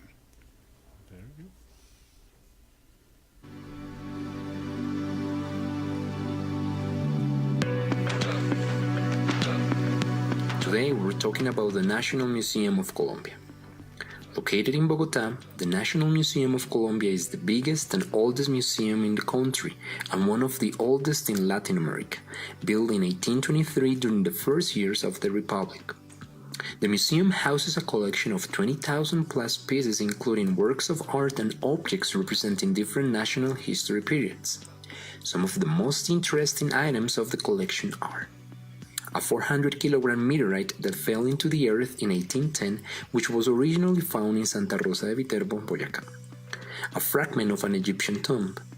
A painting by Ricardo Acevedo Bernal called La Niña de la Columna, which has been recovered after it was stolen from the museum and was missing for many years. And many notable works by masters Deborah Arango, Fernando Botero, Enrique Grau, Alejandro Obregón, Omar Rayo, and Guillermo Wittmann. Here is a curious historical fact. The opening of the current location of the museum on 7th Avenue with 28th Street was planned for the 9th of April 1946. Clearly, this had to be postponed due to what we remember as El Bogotazo, the massive riots that followed the assassination of liberal leader and presidential candidate Jorge Eliezer Gaitán. Interestingly, this building used to be the central prison of Cundinamarca for 75 years until it was adapted to become the National Museum. If you visit the third floor of the museum, you can still find a drawing of a townscape that one of the prisoners made while in jail. My name is Juan Camilo Herrera and I'm a Colombo teacher.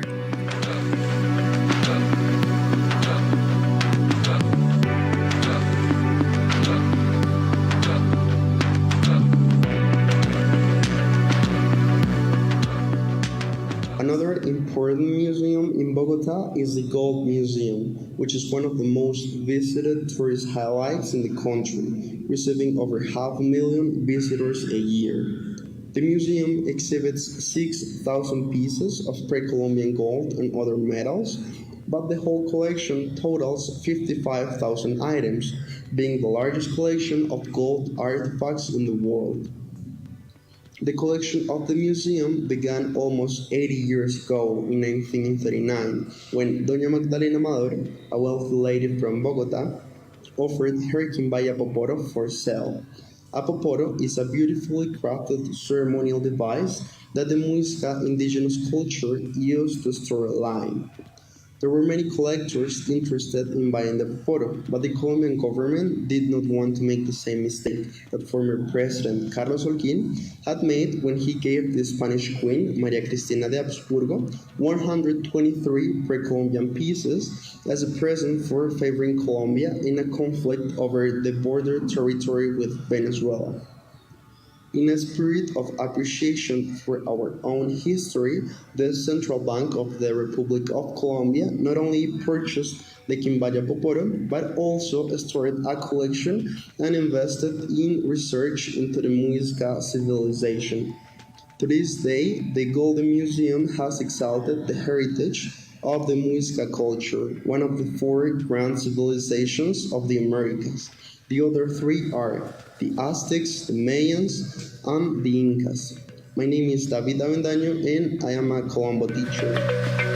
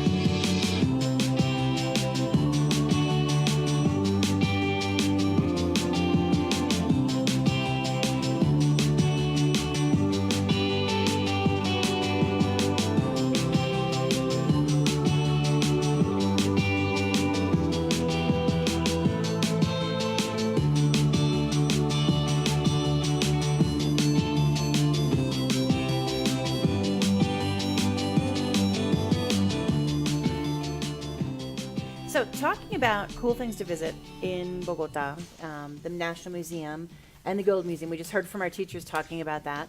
There are a lot of things to visit among them, and we've actually had on our show, we had Herman Puerta a few months ago talking about the planetarium. And there are a lot of people who haven't been to the planetarium. And if you haven't been to the planetarium, no problem, because this weekend you'll have the opportunity to go to the planetarium, but not.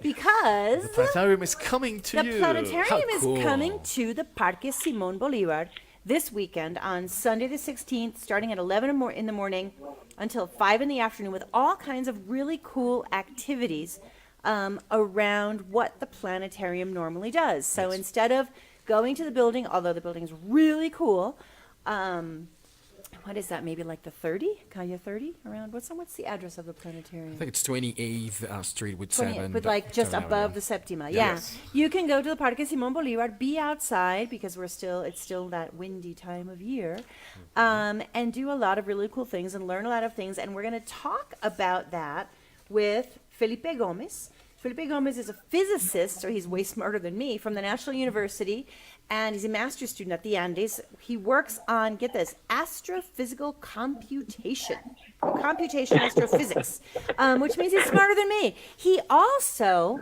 works for the planetarium in the science technology section, and he is one of the people who creates the activities, conversations, workshops, for schools and for families. So, Felipe, it sounds like you're kind of the brain behind Planetarial Parque.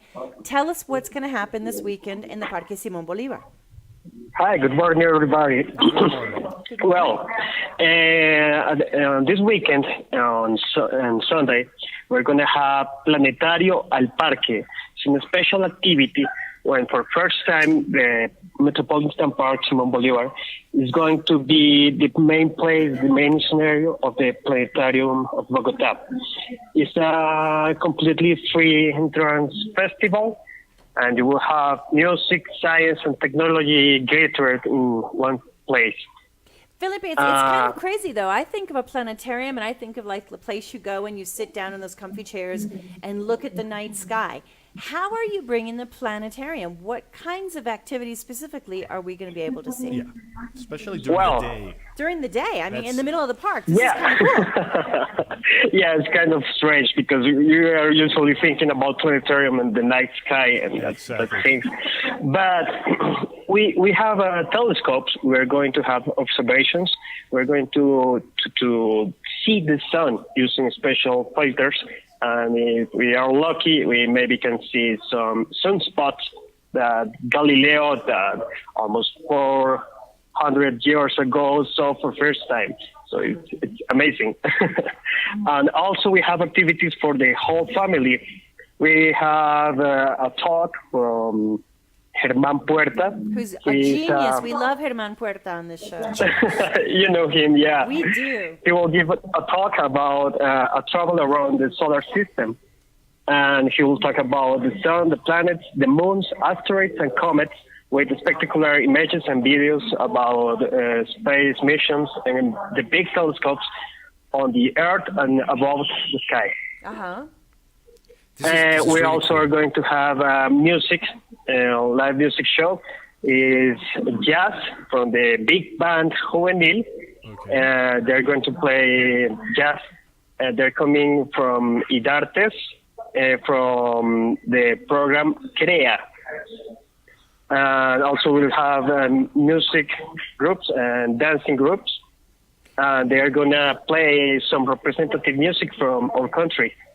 Felipe, tell me about the inflatable dome, el domo inflable, because we were talking about being able to see the stars during the day, and I was like, how the heck are you going to do that? But I saw it's with a domo inflable. How big is this? How cool is this? Tell us about this. It's very nice. El domo inflable, portátil dome, has a space for 30 people. And it's a small planetarium. You can see everything you can see in the big planetarium, also in the small one. Has very good sound, and the quality of image is very good. it's amazing. And there is also training professional people there for guiding you about the experience. Just the idea of a portable planetarium to me is amazing. Absolutely fascinating. We need to talk about this to do something. And with also, we're going to have some other experience for the people. We're going to have experience like how is the daily life on an astronaut, or how it's playing in the space, toys in the space. What else? You can also build with us and experience how is a 3D model of the sun, the moon, and the earth. Felipe, I'm going to ask you something that just occurred to me, and it doesn't have to do with Planetario al Parque, although everybody needs to go. This past week, I was hearing a story in the news about something going on in the space station where there was a crack in the space station. Did you hear about that?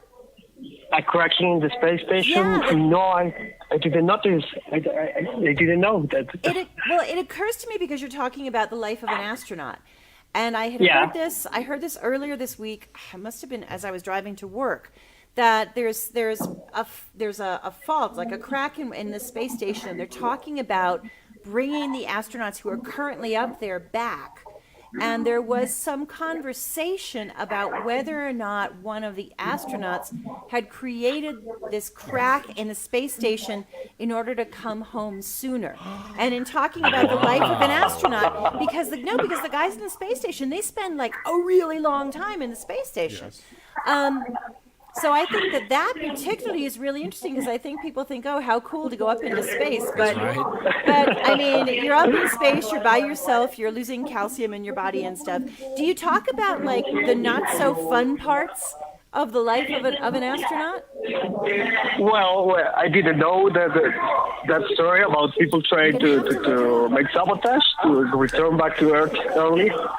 But we're going to talk about any other things that you don't think about gravity in Earth because it's a daily experience, and you don't have to think about gravity when you are trying to pour water on a glass, or when you are trying to go to the bathroom to make number one or number two. Those are pretty serious things. Without gravity, it's harder. Let's say that. Well, I think because so obviously there's special tools to use to do those things, but there's also another activity that I was looking at that's going to happen this weekend. It's playing in space. Jugando en el espacio? How do our toys work in space? Which is really kind of cool. The whole gravity. The whole gravity issue. Jugando en el espacio, playing in the space. Yeah, we have an activity when you have toys, toys to play here in Earth. How do you play here? It's a quotidian experience, usual experience, daily experience. But try to imagine how to play with these things without gravity. And we will have videos, and we are going to bring people to feel the experience like that, kind of. Wow, That's how cool. really cool. And so this is the first edition of Planetario al Parque. Is it going to become something for every year? Is that the expectation? Well, Planetario Parque, this is the first edition of the festival. But we have been having some events before this one, like Eclipse al Parque. Right. It was the last year when we have a solar eclipse that was amazing from America, isn't it? Absolutely. But here in Colombia, we couldn't see just a partial eclipse. But we have been having, in the last year, some events, small events, on different locations in Bogota. And now is the first time that we are going to make a big one. And the idea is to have the second and third one, and I don't know, as many as you want. Right. This is great. A few months ago, when we had Herman here, we realized how little we know about astronomy, and I wonder if this is something generalized in Colombia, or if you think that people are becoming more and more interested in this type of science and all the technology that there's around it? Well, I believe Colombia is having a big change about the idea about STEAM, science, technology, engineering. And math. The country is growing. We have at this moment a lot of people who are studying the PhD coming back to Colombia. We have a critical mass of people with PhD, and at any moment, Colombia is going to improve the perception of how is science and how is technology affecting our lives and how important is it. And it's a continuous process. It has been growing a lot. This is really cool. Should we do any homework before we actually go so we can enjoy it better? Like if we know zero about astronomy, I even remember we didn't have it clear what a galaxy is as opposed to a solar system, for example, back when we had Herman here. Should we do any small research before we go so we can enjoy it better? Or someone with zero knowledge can simply go and have a lot of fun? No, you can have a lot of fun if you go at any moment. But maybe I could let you a homework. I could give you a segment, is to watch the sky that we can see after the sunset, almost like at 7 p.m. You can see Venus, Jupiter, Saturn, and Mars in the sky. The 4 planets at the same time in the sky. How cool. How cool. So we are very happy to have had you here with us, Felipe, and we really invite our listeners to go to Planetario al Parque, and it's a whole Sunday plan for the whole family. Absolutely. It's a whole day thing. Yeah. Can you just invite our listeners one more time, time, place, and what to do and what to keep in mind for them to enjoy the day. Thank you so much for this space, for letting me speak here. And you are welcome to visit us at the Metropolitan Park, Simón Bolívar, Parque Metropolitano Simón Bolívar, this Sunday from 11 a.m. to 5 p.m. to see Planetario al Parque. Bienvenidos. Super, thanks. It's a great thing to do with your family for Dia de Amor y Amistad, Love and Friendship Day, to have an activity and show some love to space. Felipe Gomez, thank you so much for joining us on CCA Radio. Have a good day. Thank you so much. Thank you.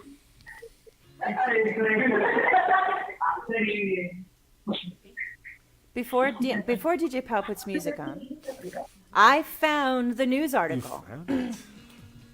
This is from September 5th, or in other words, last week. Space station hole deliberate, says Russian space agency head. The crew of the International Space Station have had time to relax, reflect, and inspect now that a hole that was venting air into the void has been plugged. It was the Russians.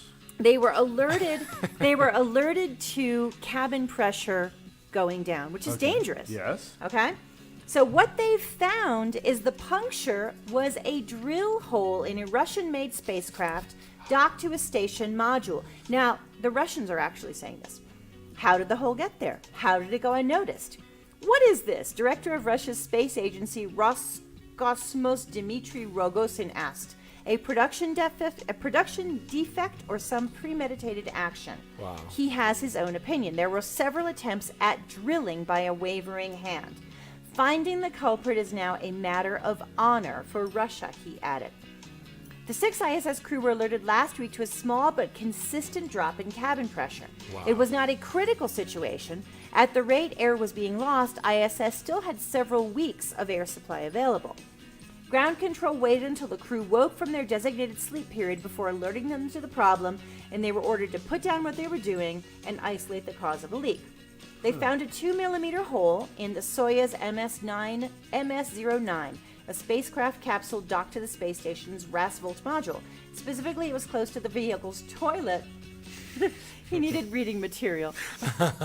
And was concealed by a flap of fabric. Initially, it was assumed the hole was made by a micrometeorite or a high-velocity fleck of man-made debris, or just plain bad luck. The hole is opposite to what one would expect to be a micrometeor. It is a neat, round hole. Wow. And what they're Suspicious. saying is that, maybe somebody wanted to go home early. Yeah. Got homesick and then just. Okay, That's let's some do pretty. I something. mean, Let's do that's some pretty holidays. desperate. It's pretty. Yeah. So see, it happens. I want to go to Planetario del Parque and ask them about the space crazies.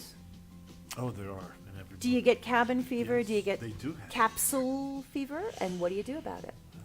That's why they run tests on them before sending them.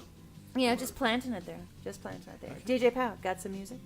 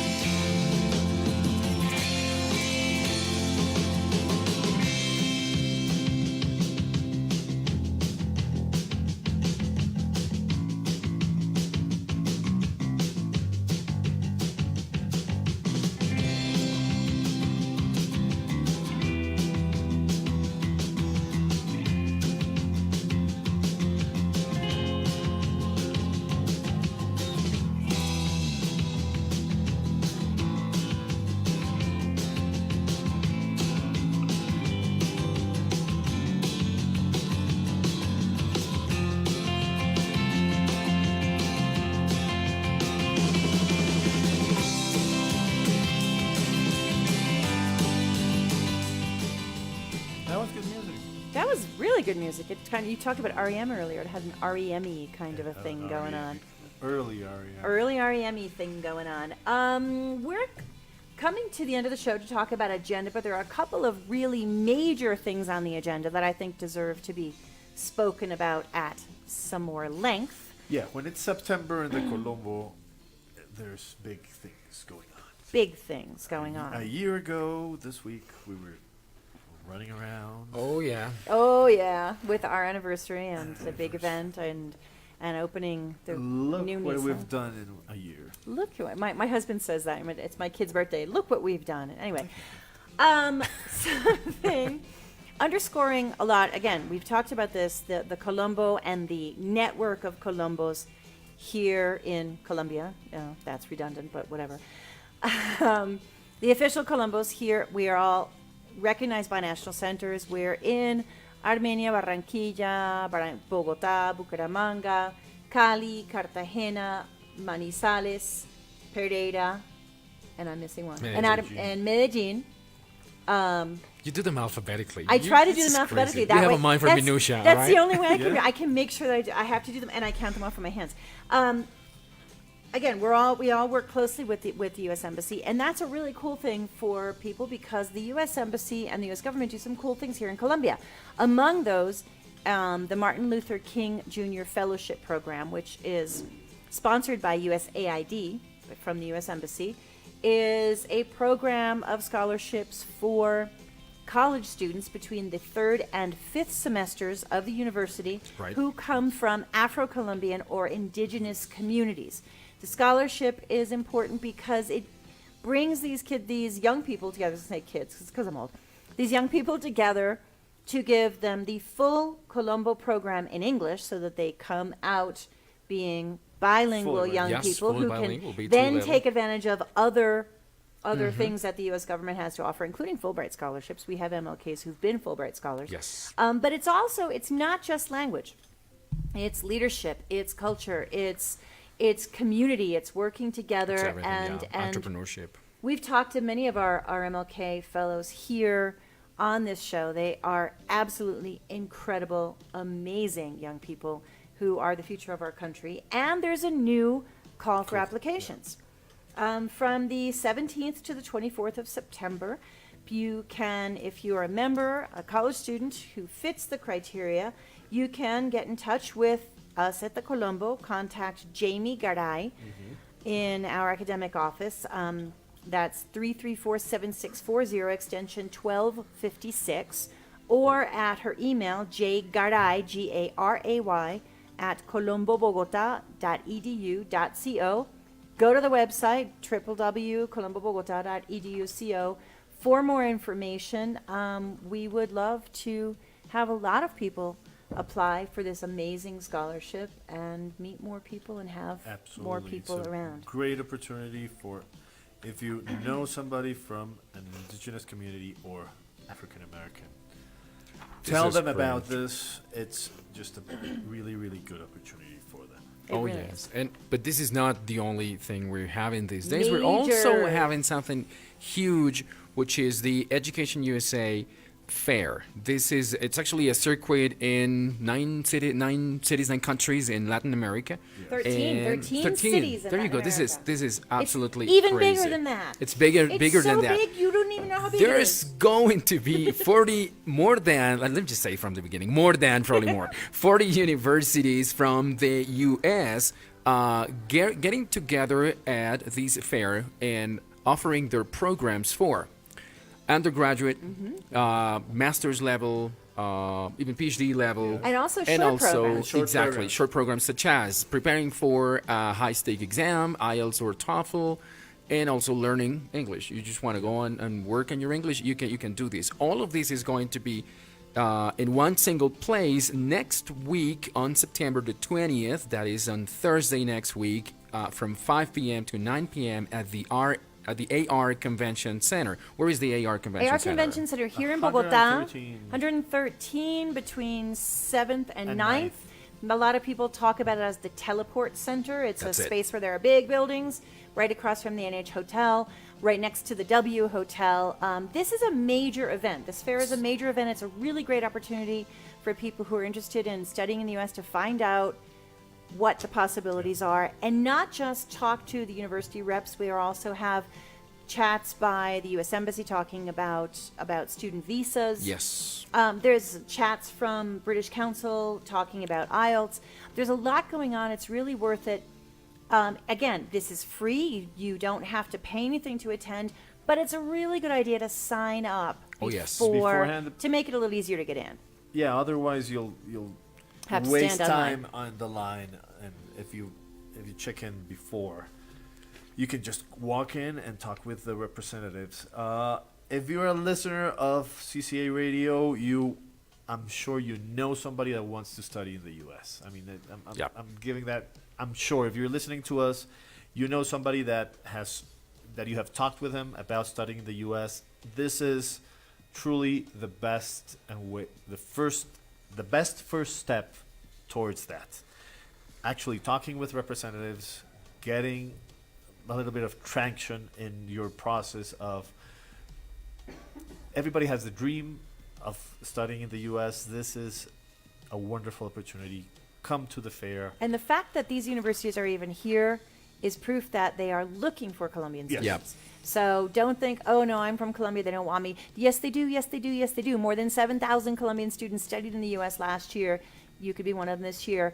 Go to the Colombo website, www.colombobogota.edu.co. Go to the drop-down menu for Education USA, and you will find the place to sign up to go to the fair. Another big, huge thing that's happening, talking about the network of Colombos, is the Blues and Folk Festival. Yes. Blues and Folk Festival is actually primarily organized by our colleagues in Cali at the Centro Cultural Colombo Americano de Cali, and our good friend Michael Cadena, who we've had on the show. Yes. They've been doing this for a long time. The Blues and Folk Festival is taking place all over the country in all the 9 cities where you find Colombos. And part of the Blues and Folk Festival, Now it's a tour that covers 7 cities: Cali, Palmira, Buga, Bogota, Pereira, Armenia, and Barranquilla. and in that tour, we Yes. will have 2 U.S. bands coming down here in Bogota, and this is We'll why have we're it. focusing. Next Friday, the 21st of September, we will have King Louis and LaRonda Steele in our downtown branch in the Sala Tardona. That's really exciting. Every year we're part of the Blues and Folk Yes. Festival, and it's really exciting for Amazing. us to be part of it. Thanks again to Cali for including us. to Colombo Cali, and thanks to the U.S. Embassy for sponsoring these events. Bringing this Again, wonderful more artist. information, go to our website. What else is going on in the Colombo this week, guys? This week we're going to have matriculations for the Adult English program, which is the program that runs on weekdays. You can, if you still haven't joined our program and make progress in your learning English, you can come on this Friday, September 14th, Saturday the 15th, or Monday, Tuesday, or Wednesday next week until September the 19th for a placement exam. You don't have to pay for a placement exam, and we will tell you within 10 to 20 minutes where your English level is and where you should start with us and really take the opportunity to improve your English. This is going to be in all our branches, downtown, Niza, and in Soacha. And we're also going to offer exam preparation courses for the IELTS and for the TOEFL. Also, we're going to have some advanced grammar courses and advanced pronunciation courses for those of you who already have a good English level and want to perfect it. This is the place. This is your chance to do it. And if you're coming to sign up to join the Colombo as of September next Friday the 14th, hang out in Boulevard, because that day we'll be having the concert for Amor y Amistad, Love and Yay. Friendship, Colombian Valentine's Day. Here in Centro Comercial Boulevard, the Colombo, joining forces with the shopping mall, are bringing Camilo Velandia back. We've for had him in the he's show. amazing, for another concert, a romantic concert. Hey, this is a good day. You bring your partner, Yeah. you listen to Camilo, and you sign up for courses in the Colombo. Works for me. Very I think it's a great idea. It's a great plan. We've also what got else do we some- have? On Saturday we have a movie. We're continuing with the cycle of American directors with another person who is dyslexic. Steven Spielberg is dyslexic.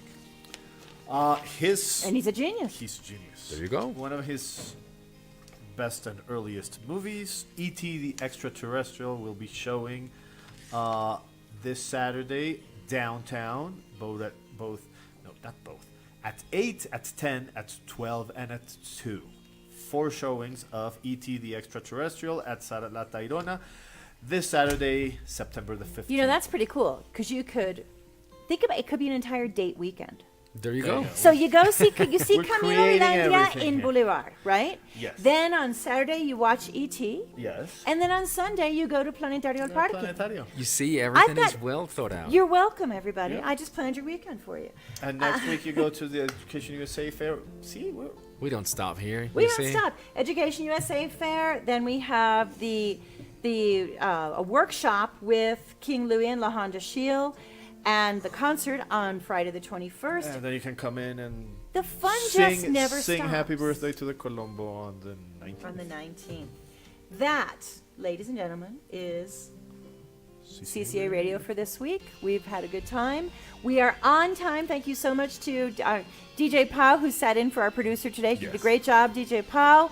Gilberto in the master, who looks like he's going to fall asleep. Jackie, who we got here. Andres Torres. Thanks to Danny Valderrama, Pedro Lutz. My name is Janet Van Dieren. This is CCA Radio. We're out of here. Bye-bye.